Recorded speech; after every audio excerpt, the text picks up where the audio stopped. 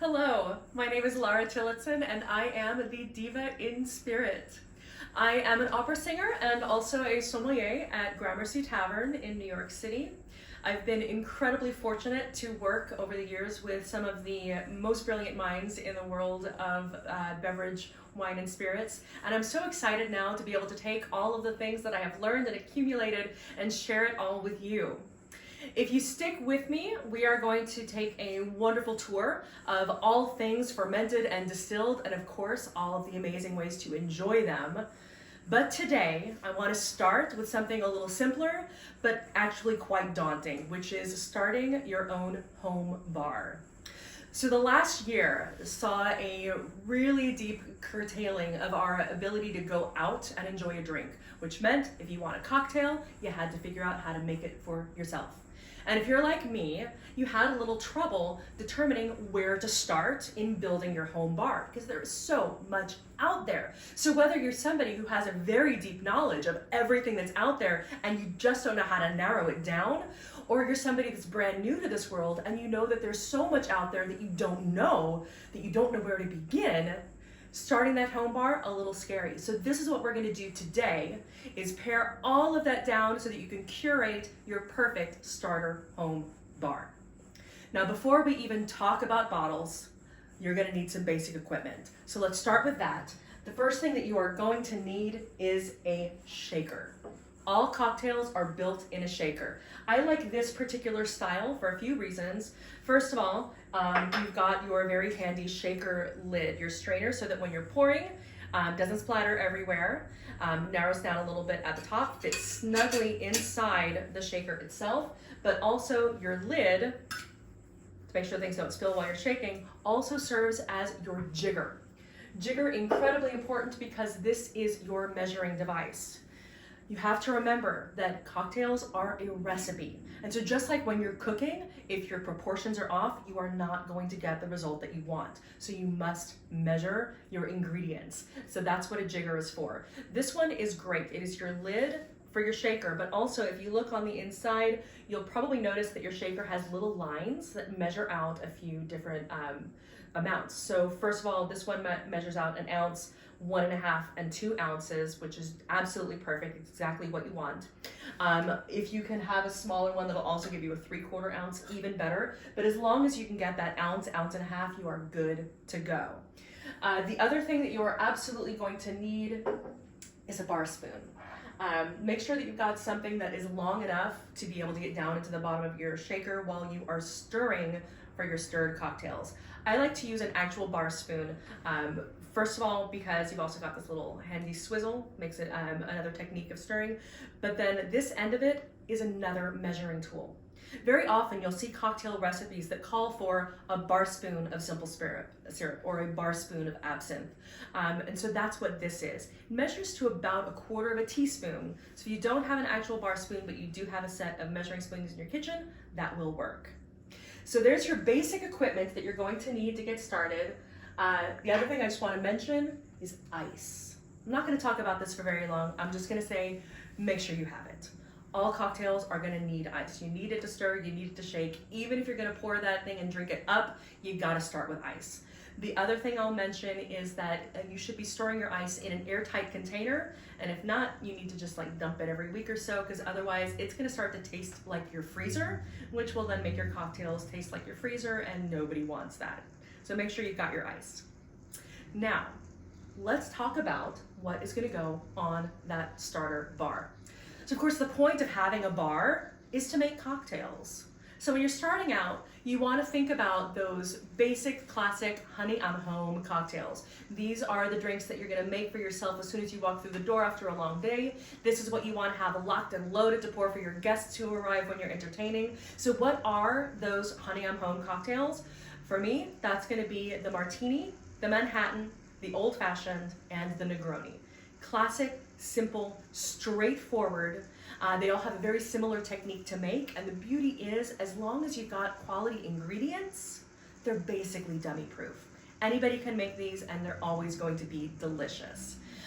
So again, thinking about quality ingredients, when you're buying your bottles, I would say aim just a little higher than your bottom shelf, because these are very spirit-forward cocktails. They're not going to be hiding behind a lot of juice or a lot of sugar, so make sure you've got a spirit that tastes delicious. It's actually really easy to do. There are so many wonderful distilleries, little craft distilleries that are making really delicious items that have a very attainable price point, so it does not cost a lot of money to get very delicious, wonderful spirits. So let's talk first about the martini. What do you need to make your martini? Starting off, base spirit, you need to have both a gin and a vodka. Why both? Well, first of all, some people like vodka, some like gin.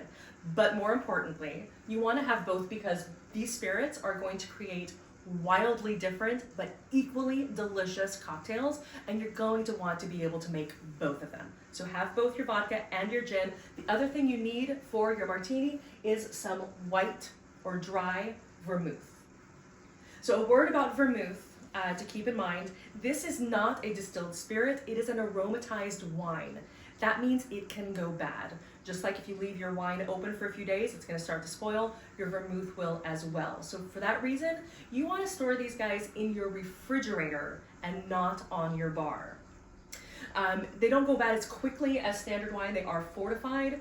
They will last, if you leave it on your bar, it's going to last you a few weeks to a month. If you store it in your refrigerator, going to last 3 to 6 months. So keep it there. The other thing I would say is that unless you're making martinis, Manhattans every day, get the smaller 375 bottle rather than the full 750, and that way you don't risk having the spirit go bad before you're finished using it. So those are your basic ingredients you're going to start with for your martini. Let's move on to the Negroni. We've already got our gin for the Negroni, so what else do you need to add? First, you need to add some red vermouth. So this is sweet vermouth, counterpart to our white dry vermouth. Again, you want that 375 and you want to keep it in the refrigerator. And then the most important thing for your Negronis is, of course, Campari. If you're not familiar with Campari, this is a wonderful bittersweet spirit from Italy. Gives incredible depth to a lot of different cocktails, but it is absolutely essential for the Negroni. Must be on your bar. So these are what you're going to start with for the white spirit-based cocktails, but let's move on and talk about your brown spirit cocktails. Let's talk about that old-fashioned and Manhattan. So just like we wanted to have both a gin and a vodka, you want to have both a bourbon and a rye for the same reason.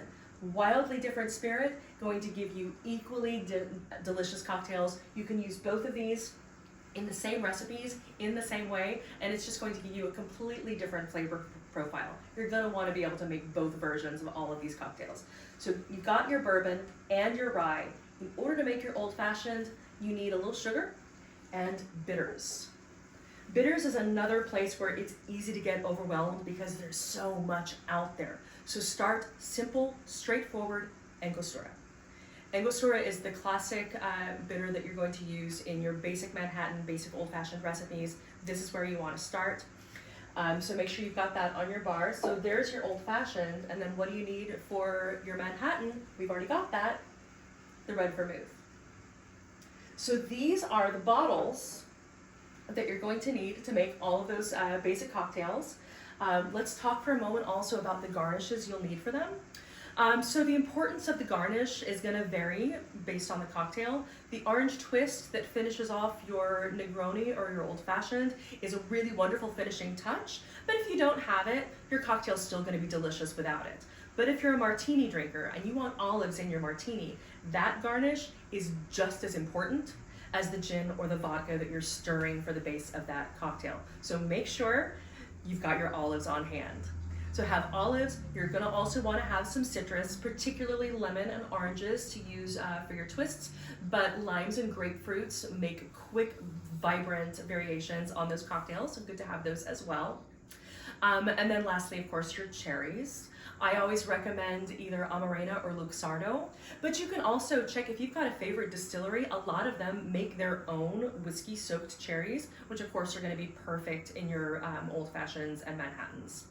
So basic garnishes, you're going to want to have, again, your olives, your citrus, and your cherries. And there you have all of the things you need to start your perfect home bar. And if even this seems like a little bit much to begin, you can break it down. Start with, are you a martini drinker or a Manhattan drinker? So for me, I'm a whiskey girl. I drink Manhattans and old fashions, so I started my bar based on having the ingredients to make those cocktails. And then I realized all I need to do is add some gin and Campari, and I can make Negronis too. And then I just need to add my dry vermouth, and I can make martinis too, and then just add that vodka. I've got everything that I need on my bar to make any of these cocktails at home, anytime.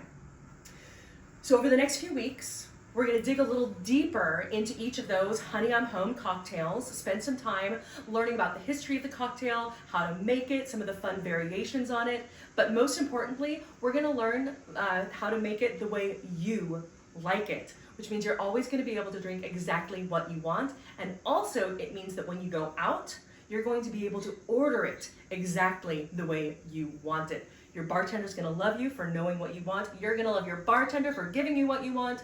Wins all around. So in the meantime, make sure to follow me on Facebook and to subscribe to my YouTube channel. Both are Diva in Spirit. And until next time, I will be with you in spirit.